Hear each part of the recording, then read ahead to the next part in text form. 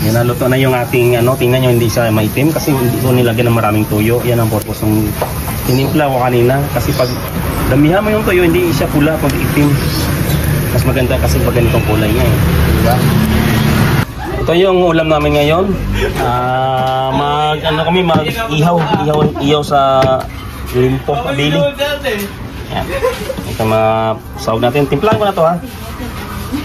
Gagawin natin dito, mamarinate natin to siya ha. Pakita ko sa inyo yung marinate natin dito. Maglagay tayo ng tuyo. Kunting tuyo lang, wag naman yung maraming tuyo kasi itim to eh. Saka bitchin, magic. Tapos paminta, yung paminta na buo, ni blender ni Mrs. Saka maglagay pa kami ng ground pepper. Yan, doble yung amoy niya. Saka maglagay kami ng bawang, napakaraming bawang. Mayroon tayong gloves kasi gusto ko sana yung mga basa lang, doon tayo sa health protocol. Maglagdag tayo ng patis. Maglagay tayo ng asukal, 2 kutsarang asukal.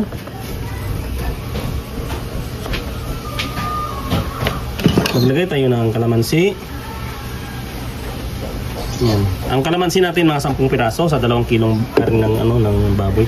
Saka maglagay tayo ng Del Monte. Isang Del Monte lang kasi marami na pala itong dalawa. Isa lang. Tsaka kahit na iluto natin agad, maglagay tayo ng oil, mantika, oil. Yan, oil. Oil yung tawag ko dito eh. Saka alam nyo ng kasunod, masi-masi na natin to. Yan.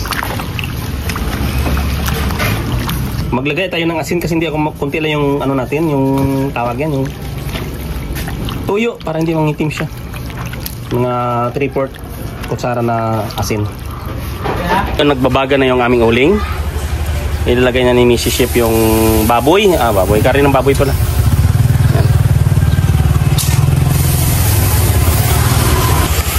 Yan. Nagsiga.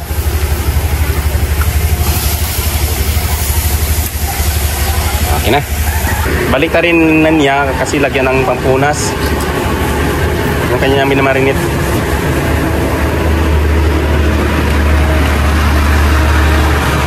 Yan natin ngayong chip. Yan, naluto na yung ating tingnan nyo, hindi siya maitim kasi hindi ko nilagyan ng maraming tuyo. Yan ang purpose ng tinimpla ko kanina. Kasi pag damihan mo yung tuyo, hindi siya pula pag itim. Mas maganda kasi pag ganitong kulay niya eh. Diba?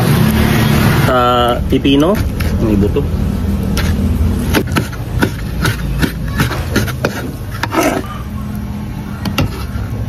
Okay.